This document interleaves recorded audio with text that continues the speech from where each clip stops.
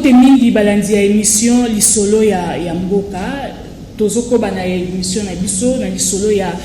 ngumba ya Kisangani oyo ezalaki déjà développé na professeur José Adolphe Votunande ko Jacques Kalonji o babengaki yango na masolo professeur abetelaki biso to bengaki yango capitale culturelle ya République démocratique du Congo to kendaki pe mosika babengaki yango ngumba oyo ya bapaya on a le poto babengi yango ville des étrangers na kati ya masolo na bango babetaki na ndeko Jacques Kalonji professeur José Adolphe Voto abetelaki biso masolo ya makambo ebele oyo ville wana ya Kisangani ezali ko bomba abeti biso masolo ya bakolon na biso ya République démocratique du Congo abeti lisolo ya Stanley ya Morton Stanley abeti lisolo ya Lumumba abeti même ba civilisation ya peuple wana alobeli susu biso ba culture to bande koyoka ya na sango oyo koma na lelo révolu ba masolo ya Maputa abeti biso ndenge ezalaki a expliquer biso ba peuple wana ndenge ezalaka abetaki pesete na ba chute oyo nyonso eza na kati ya ville ya Kisangani mais isolo wana lelo ezali kokoba alobelaki Lumumba alobeli Mobutu alobeli Stanley nyati pe bato ebele obiso toyebi ope toyoka na basango mais lelo tozoko basusu na bato oyo bazali ya Kisangani te mais tellement mboka ngo ezali mboka oyo yambi bapaya ebele bauti bipai na bipai me baye kosala bakombo na bango na kati ya Kisangani aussi longtemps bazana bango penza ne tolobaka bana ya Kisangani te lisolo wana tozokoba yango elongo na professeur José Adolphe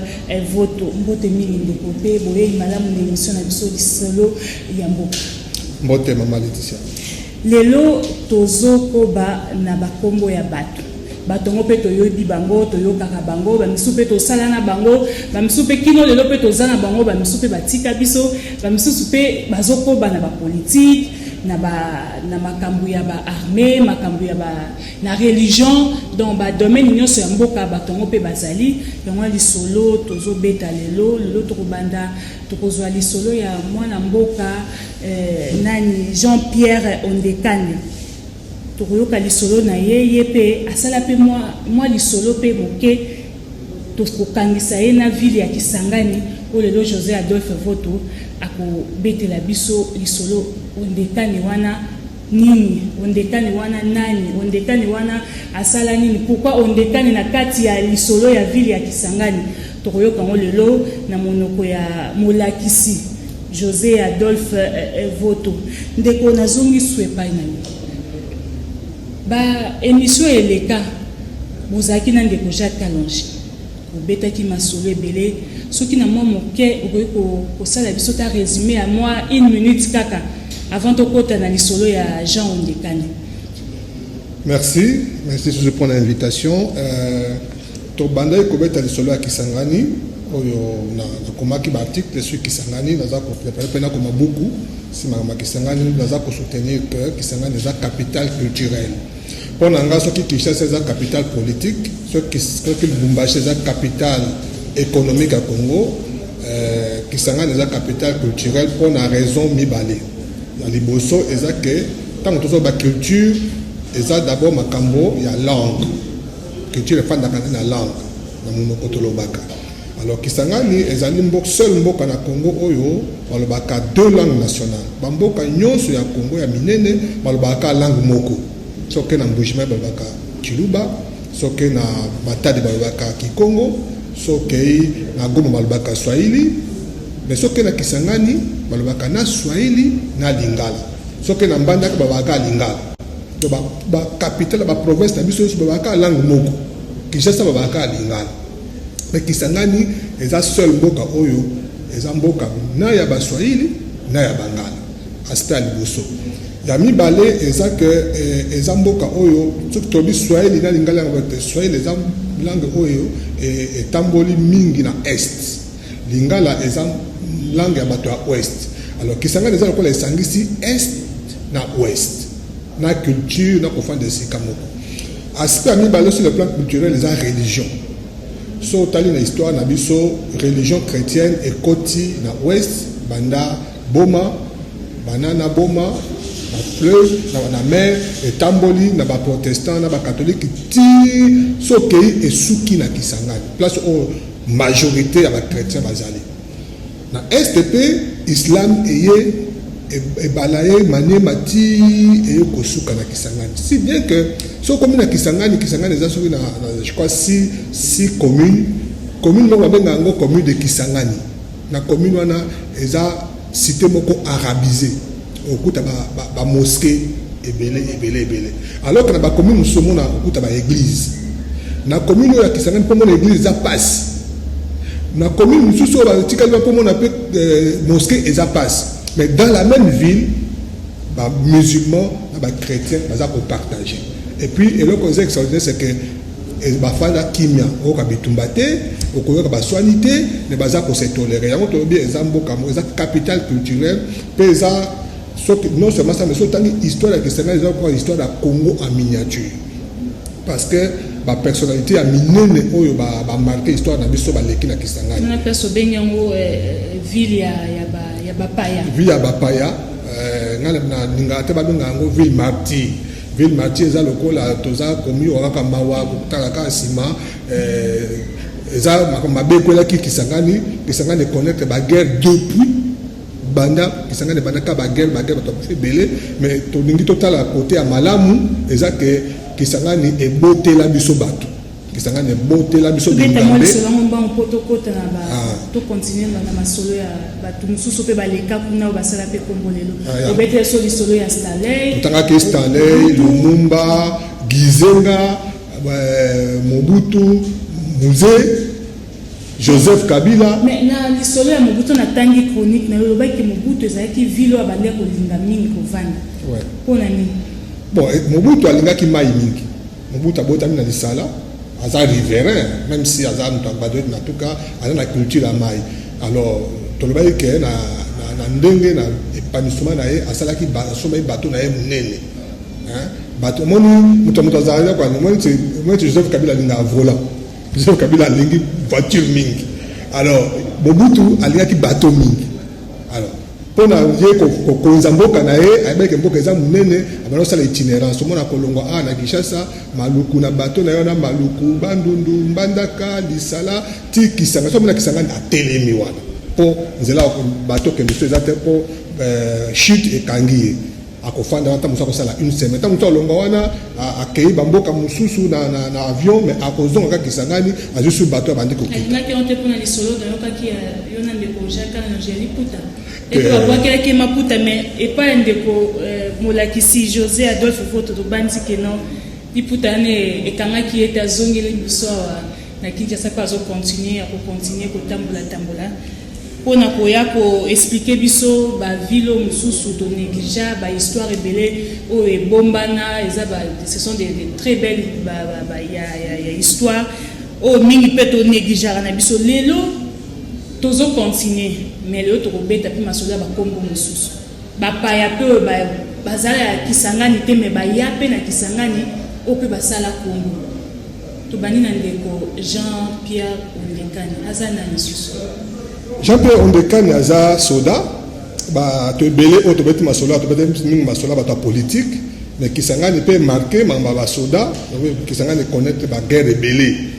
Alors, tu as Masola Musée, tu as Masola Joseph Kabila Soda. Et Soda Mususu Oyo a marqué Kisangani peut marquer Vinae Eza Ondekane. Jean-Pierre Ondekane a un jeune lieutenant dans l'armée Mobutu, a qui lieutenant, a sali classe na qui faut comme Soda Yonson. Alors, tango Bitumbe Bandi, la makambo ya RCD, a bandi Bitumbe Bandi RCD. Hier à l'Omar Kinshasa à région de RCD. Alors, bato ex bakonza RCD la politique na bango moi depuis Laurent Désiré Kabila bangaka kotia congolais oyo akoki pour faire accepter mouvement na bango liboso.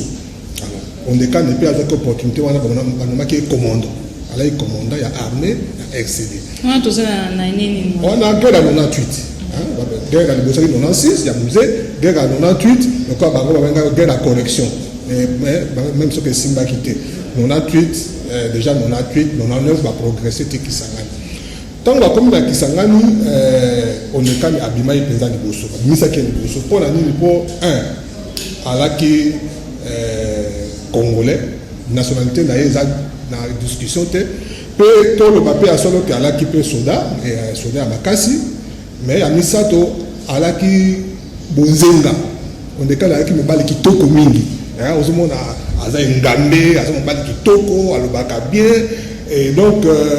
sur le plan marketing politique il alaki très efficace de alobaki ke Kisangani eza mboka basi kitoko donc bazui ngambe kitoko batie liboso yem to ndoko tambola na ba quartier yem to ndoko surtout na ba alaki na succès makasi na université donc on a ça ba conférence de l'université donc talaka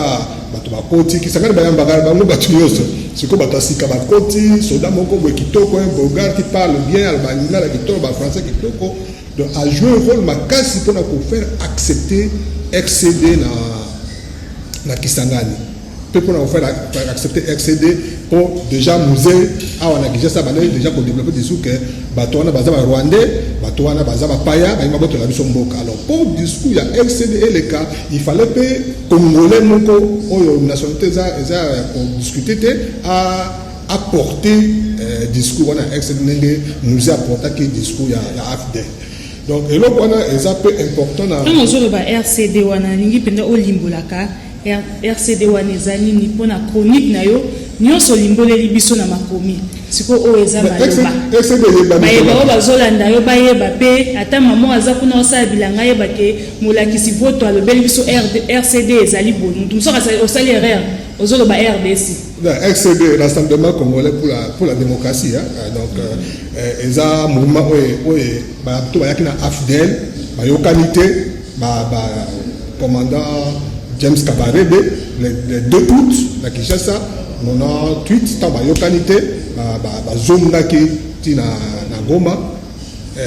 nde basorganizaki eza mouvement ya Zalasi Uberwa na bato ebele balekaki wana bato moni ezongisaki bato ebele bakombeza ebele bazaidi ngoma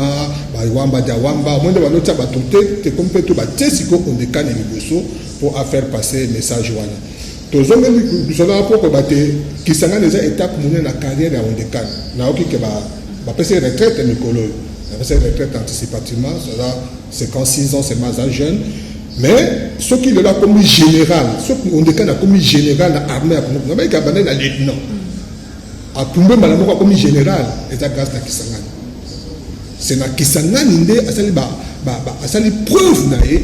ya kisoda a commandé armée nde a remarqué sur le plan national yango tango siko ba réunifier armée tango siko XDP a dit bon biso pe non seulement sur le plan politique, tout le monde a battu l'armée, a bombardé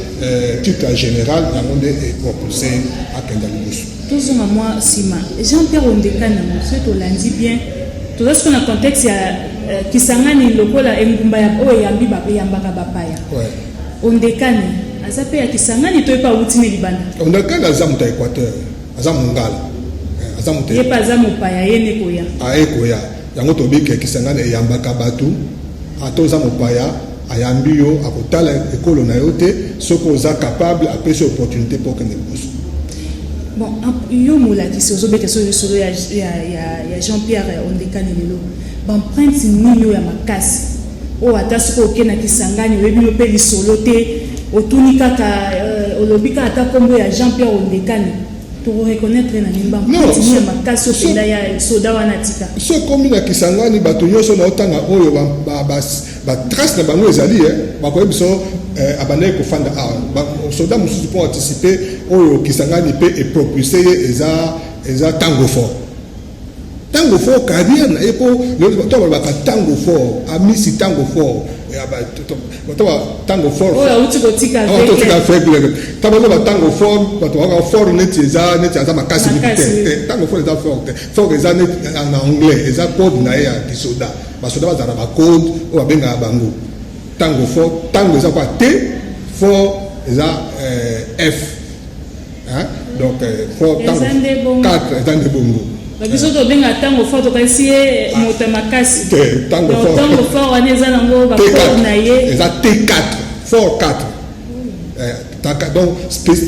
mosala ki soldat dans la spécialité na ye alors il y a ça qui T4 mosala T4 ça bande basala T1 T2 T3 T4 T4 ça je crois ça ba logisticien donc ye mosala yango wana o spécialité na ye na kati ya ki soldat yango wana kombo na kangama na ye même ceux qui alongwa na logistique akuma na makambo ya bitumba a garder kombo wana alors place oyo asala peut-être ba on fait d'armes na ye ezaki sanga bitumba o balobaka malheureusement so tobeti yango eza masolo mboka biso tobeti yango bitumba o balobaka guerre entre RCD donc ba guerre de Rwanda na Uganda na ba allié RCD na MLC ye peza a joué qui rôle makasi et bitumba na tango aye kozwa terrain afanda wana akoma célèbre donc commandant moko gagner bitumba akoma célèbre ti de loso commune ya Kisangani ba ko rappeler yo avenue kutu oyo ya afanda etikala kombo ndako na ye donc place on a pour confirmer peut-être qu'Aza soldat engambé soldat à solo. Puis la suite dans le temps que basé que ça armée na biso a kabila ko adopter et carrière na ko continuer tirer. Ndeko molakisi toyokio bato belé pe ba comprendre ngai mo pe na comprendre surtout ya général la mission. Biso tango fort to beta to ana explication na biso ya lolenge musunzo rane yepe marka pe empreinte na ye na ngumba oyo ya Kisangani mais Kisangani bomi makambo ebele pourquoi lelo oyo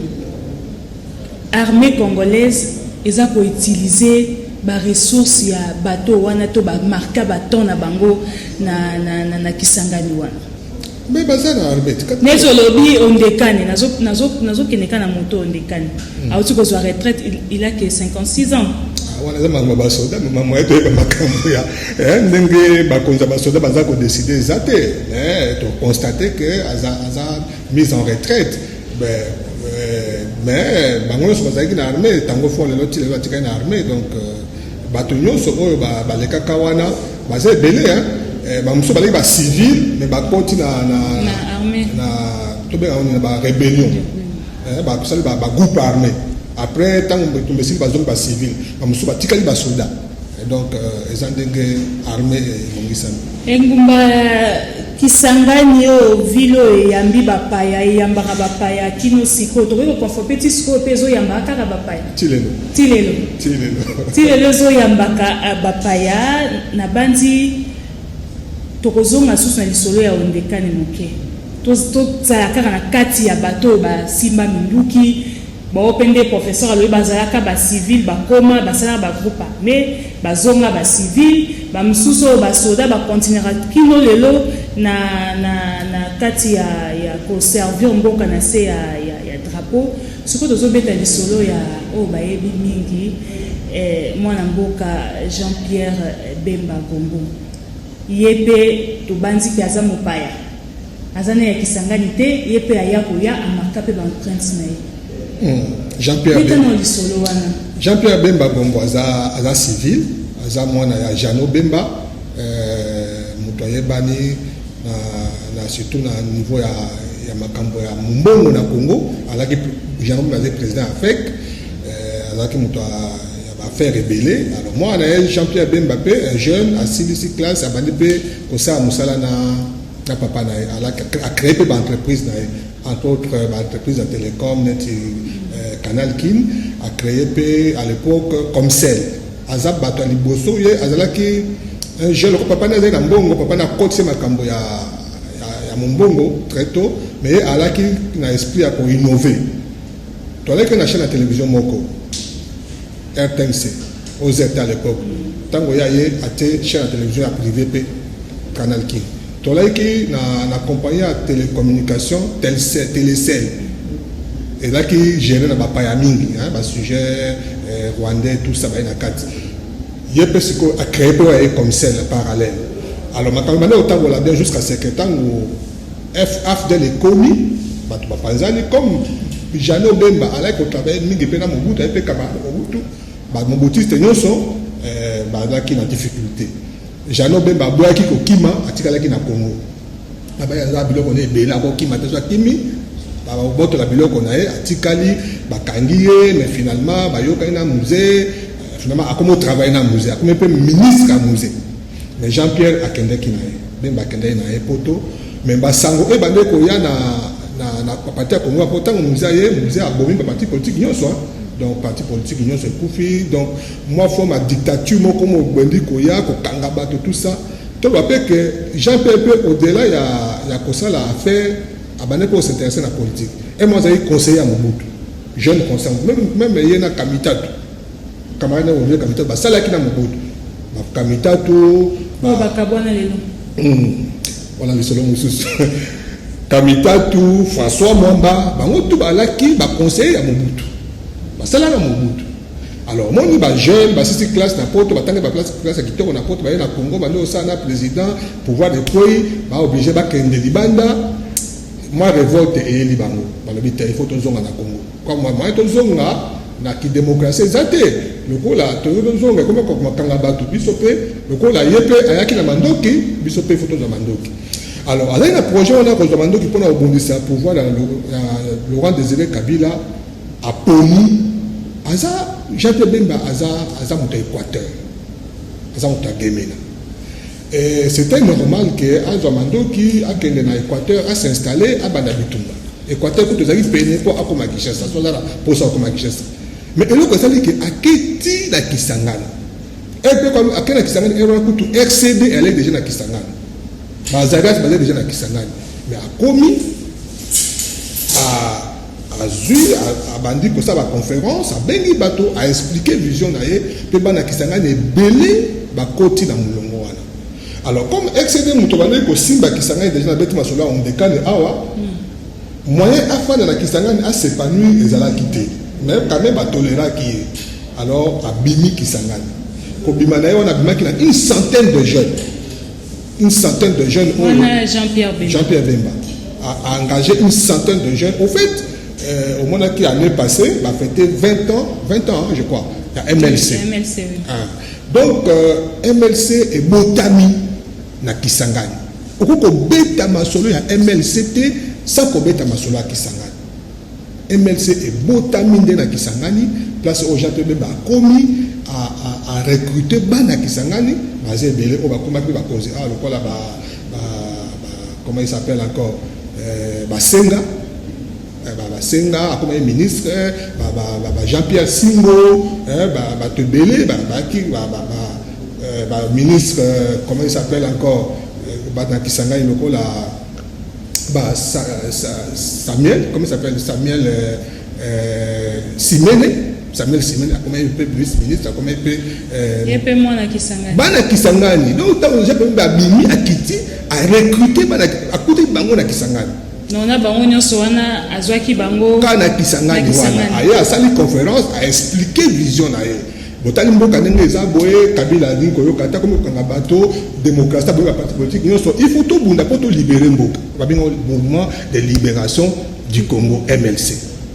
comme bako fana na Kisangani te babimi na Kisangani bandi kotambola makolo bakolo nzela ti ba Isiro Buta ti Équateur yango moni MLC à l'époque est une bonne partie de la province orientale et une bonne partie de l'Équateur ti basankou la bitumba ti ndenge tango komi na 2003 ba koyokana habite bitumba fait là tango pe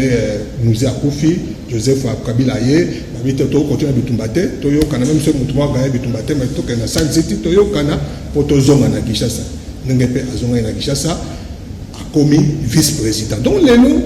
to ko loba que soki Jean-Pierre Bemba a koti makamba politique a yebani lokola chef de guerre a yebani lokola chef politique tia comme vice-président a yebana monde entier ezaki Kisangani dans la canisse que yemo konenga zawana soki a kanisi faut se rappeler que te Kisangani ndenge salinga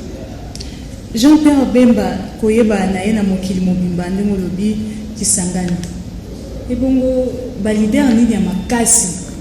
utange biso basimene lelo basali bazaki ba ministre bazapi ba ministre bamususu oti lelo autaki na bango bamususu bazosala na bamususu bakabwana na ye bamususu bazokoba leader nini ya makasi oyo Kisangani ti lelo azogarde leader oyo ya mwana Kisangani oya mwana Kisangani to ya mopaya oya oti lelo bon mwana oyo Kisangani abimisa ya makasi mopaya na mwana oyo ye moko aboti na Kisangani aboti o akoma makasi sur peut-être bi o référence ya Kisangani. Bon, on a déjà l'histoire à MLCT, on a déjà makamba MLCT bien MLC ndenge tambolé la difficulté belé tout le ba solo que politique ya pouvoir ils allaient ko débaucher bateau so ba tambola Kamitato François Mwamba Denemana ni Thomas Louaka pour autant ba secrétaire généraux mais bateau belé mingi batane ba simene wana pe ba kenda ba senga ba kenda bateau mingi ba kenda mais wana eza les solo à MLC na c'est un les solo wana te mais est-il que bon c'est comme si par bonheur par circonstance les lois mona qui s'engagent dans à diriger MLC bazaïba. Donc je crois que peut-être histoire, peut-être c'est une façon aussi à se souvenir de Kisangani, mais est-il que MLC Tilelo et Zama casse na Kisangani non seulement pour la Bemba Nenga Bandakuna, mais aussi pour la Bazaïba, même si tu le vois que Kisangani bimisina no président mutu far teme Bazaïba za engambe na mboka oyo ngana ba ke soki eza na mwasi moko ya politique na mboka eza Bazaïba na mite soki mosusu wazali aza na niveau na yo aleki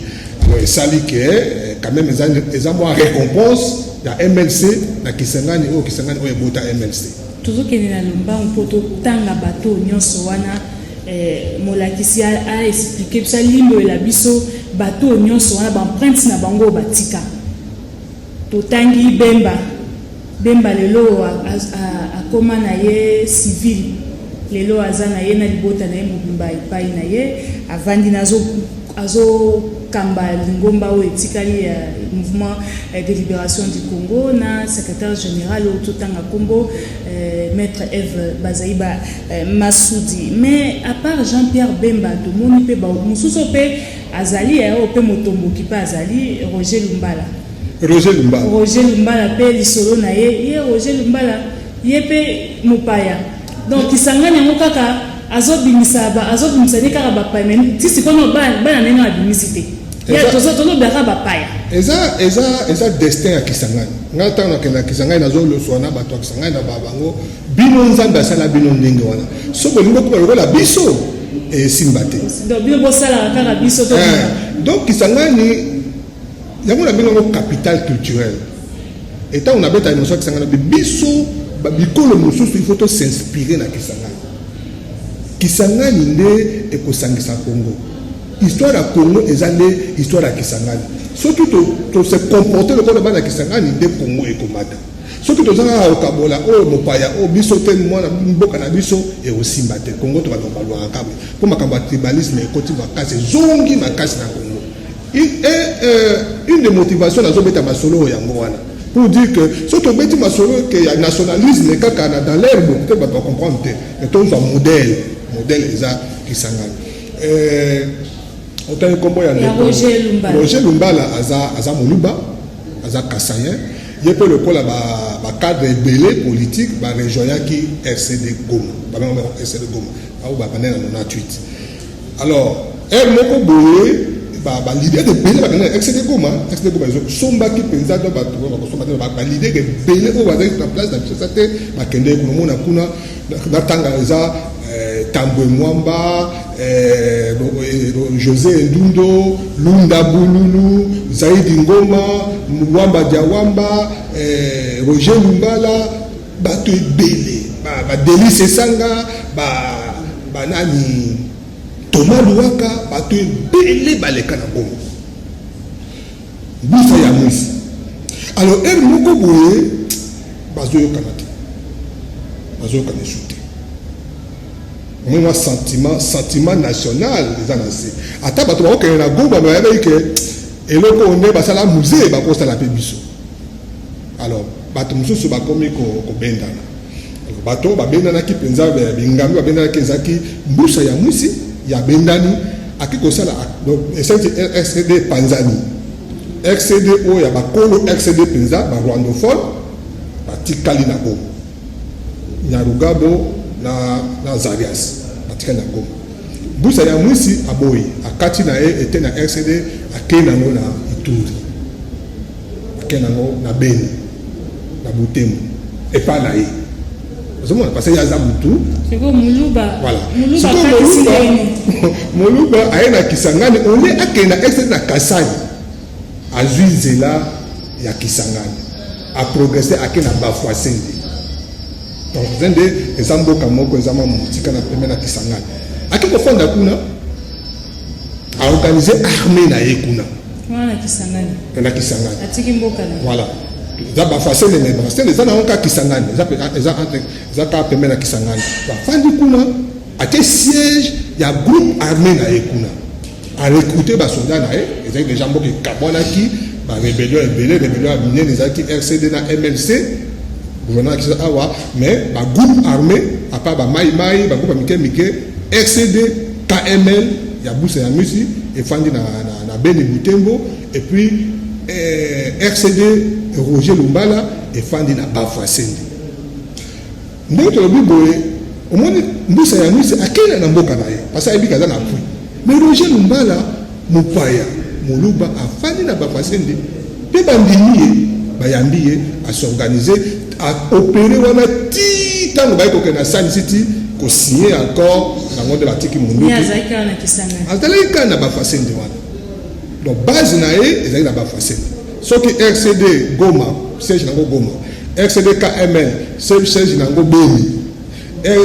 MLC siège nango comme Badolite pour ta producteur comme na Badolite RCD Roger Lumbala siège nango laki Bafwasende na Kisangani. Est-ce que beka ko kutana ete ko tuna ye Muluba atiki ko banima musuba ye bazuba ke ye atiki pa na ye na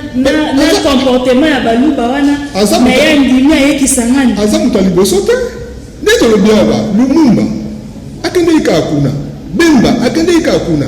donc baninga bakende bazonga te na ye penda avandi oui afandi à s'installer na azamu taliboso pete gizenga pa kenda afanda gizenga kuta comme ça à capitale kuna donc c'est pour dire que Kisangani population Kisangani les gens qui ba bato ba yambaka bato baza bato ya ko talaka bato ba calculer ceux qui ont expliqué bango makambo ceux qui ba moni que intérêt en mboka ezali ceux qui convaincre bango ba yambi donc depuis ba yambi Roger Lumbala et ceux qui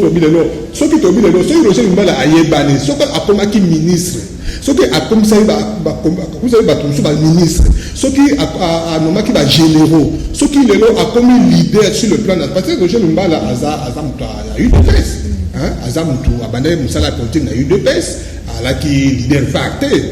n'est pas que na Goma avec parmi à cadre mais ceux qui a comme leader Kisangani mtu Kisangani sala ezaka Roger Lumbala te ebele pe bazali wana tozoko bapena liso tozoke lomba ko photos za bango nyonso lelo bango tout lelo tozwa et puis professeur akozongi la susu na moko bisika oyo ya mona ko bakisa susu masolo na bango ya makasi peut-être ya bosani tokozongi la bango simeto lokota bango na nyonso moko pe otomona ka kotala ye bo mundele kotala penda bo yaza mundele bamanisa ye pe lisolo na Kisangani bamanisa aza opérateur économique aza mondele to aza congolais aza vrai congolais parce que loi na biso elobi ke mutu soki papa na yo aza mundele mama na yo congolaise aza congolais soki mama na yo mundele papa na yo congolais aza congolais alors ye seulement aza congolais kaka po na loi te mais aza congolais à vivre parce que abotama na Kisangani papa na ye mundele moi la Kisangani dans le sens que abotama na Kisangani mais ma parents na baza ba Kisangani te etumba le ba professeur donc ma parents na ba ba Kisangani munda 55 ye mona Kisangani baboti bana Kisangani te donc ye papa na ye aza mundele mama na ye aza muta Ituri tokemo musika voilà maman na aza muta Ituri mais le cola aza maman na aza muta Ituri donc aza congolais mais papa na bano sa musala na Kisangani ali homme d'affaires na Kisangani bisika ya botami alors ko la botami akoli wana comme ne mona Kisangani le nom de bato ba yebi ke ba manisa aza mona Kisangani te mais pendant tout ce temps bato ba yeka te aza mona Kisangani bana Kisangani ba bika ke o aza ndeko na biso ti abande ko sa ba faire ti na ba dernièrement awa abande ko s'intéresser na politique Alors, avant, ça le découpage, il y a ma province, comment qui gouverneur, il y a province orientale. Vous savez, à Keti, donc, Bamanisa, il y a qui le call homme d'affaires, mais Mbalali Bosso, ou Bamanisa, attend à la politique. Il y a encore homme politique qui s'engage. Commissaire gouverneur, voter gouverneur, qui s'engage. La province orientale, Mobimba. Et ça, ils votent, hein? Pour considérer Ndekona Bango. Pour na Bango, au moins, quand il y a Nani, il y a Bamanisa, pour la province Moussousou, Ituri, à comment gouverneur n'est pas Nabino, ou bien à un poste à Moumine, ok, l'État nommé était. Et ça, Bamanisa, quand ils ont Bamanisa, na KVK comme de ville qui kanda on va voter que député na Goma pour biso to lo ba solo ba konto ba tribaliste comment na biso ngwana to za ba tribaliste so za ba régionaliste et nous ko wana o ya comme de ville qui kanda sala ki kitoko et sala ki kitoko batabi o mboka ne yango moto mosusu o a hésiter ka ko sala ko za ki papa na biso ko ya gialo. Au moins, dans le cas où Mobutu, pour le tribalisme, à cela qui est la territoriale des non-originaires. Donc, nous avons comme gouverner dans le cas a été. Bien au fond, il y a un gouverner dans le cas. Alors, le gouverner est Fanda, Basala Kombo, et Banaka. Kasibino ba Congolais, Bobo Yango. Et Banaka, gouverneur, il y a Mene, il y a Congo, et Zanzouzi Moluba. Gouverneur ya Nene ya Shaba Katanga Pelodwana Koyagalo aza Mongala. Gouverneur Nene ya Kivu aza Mukongo Konde Villa Kikanda. Gouverneur Nene Équateur aza Moluba. Comment est-ce que Mukamba Kadia Tanzemba. Ozomona. Donc Tinelo, ce que comme Nambanda Kamutu, Mutaleka, Mukamba Azate. Pourquoi nous gouvernons, mais ce que tu as Mukamba Bitetika. Ce que nous avons Goma, attendez Bazarakawana, Mutaleki, Konde Villa Kikanda Azate. Mutasala Musako, Tinelo na Katanga, Mutasala Musala, le Kola Koyagalo Azate. Même ceux qui sont comme ma politique, qui va être même les solos et en Congo central, les alliés. Tinelo. Congo nde yango wana mama Congo elengi nde yango wana lelo communicaka mwana mboka moto na biso elengi te omoni dernièrement awa pour bakangi Vital Kamerhe bato ko bisa ba drapeau kuna na Goma o balobi do sal malonda biso bato ba Congo on eza Congo te intérêt ya Congo d'abord yango tozobeta lisolo po tokanza ke Congo na biso tokokena yango na kokabwana te wana zaka préparatrice tobeta masolo ya Bamanisa et lelo Bamanisa aza gouverneur ya Ituri azongi pas na Ituri mais c'est qui tourne comme qui gouverneur na province orientale makasi donc place à ça ba faire so que na comme na Kisangani prinza empreinte ya Bamanisa za makasi prinza donc ba faire bandako ba activité tilelo donc il y a des Kisangani. Bon là ici José Adolphe Voto alobi abetika lisolo ya ba tombo kité ba simba minduki abeti peka lisolo ya ba gouverneur te ba o bazalaka ba homme d'affaires kino lope mususu bazana bango kaka mais akei pe na o elobi etali religion na kati ya religion pe Kisangani pe azayamba pe bapaya ayamba pe ba oyo basali ya Nzambe. José Adolphe Voto na chronique na ya lobeli na tata cardinal oyo lelo aza na retraite Laurent Mosengo nengalo ba Laurent Désiré Mosengo Olympisi Laurent Mosengo Pasinia oyo atikaki ebonga na ye na Fridolin ya Mbongo Besungu lelo pe obeti lisolo na ye na makomi na okomaki na chronique na yo lisolo ya Laurent Mosengo Pasinia ye pe susu lisolo professeur metisi to kamwa pe obeti pe lisolo ya mutu mususu pe to check to kanisa ki atate to kangisi na Kisangani pesi pe forme musinga ko sasoni na Kisangani yende penza moi makambo tolo ba oya ba politique ba gizenga ba lumba zama ba politique o ba betumba tout ça mais ye penza nde kolo Kisangani musinga alongo musika na aza moto abandundu omemie na Kisangani mosengo aza moto abandundu aza mosakata soko koteki ate na Congo Central ngoza malamu memie kuna na Kisangani la musiko olobaki aza mosoko peut-être ngam na memie te wana histoire ya mosengo ya solo penza yango foto beta li solo ba leki na biso bana na biso bayoka yango soki lelo toyebi mosengo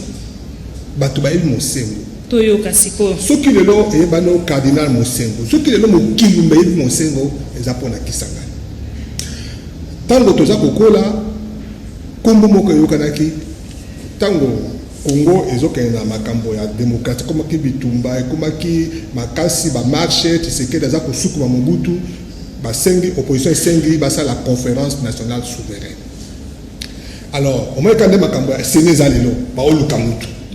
mutu nani mpenza oyo akokokamba conférence nationale souveraine o bato bazopotana pouvoir de kange esimbi koto Mobutu asimbi abendi koto oyo Tshisekedi mpe na baopposition babendi koto oyo baza kobunda baza kopotana mais mboka ekokufa te fo tosala conférence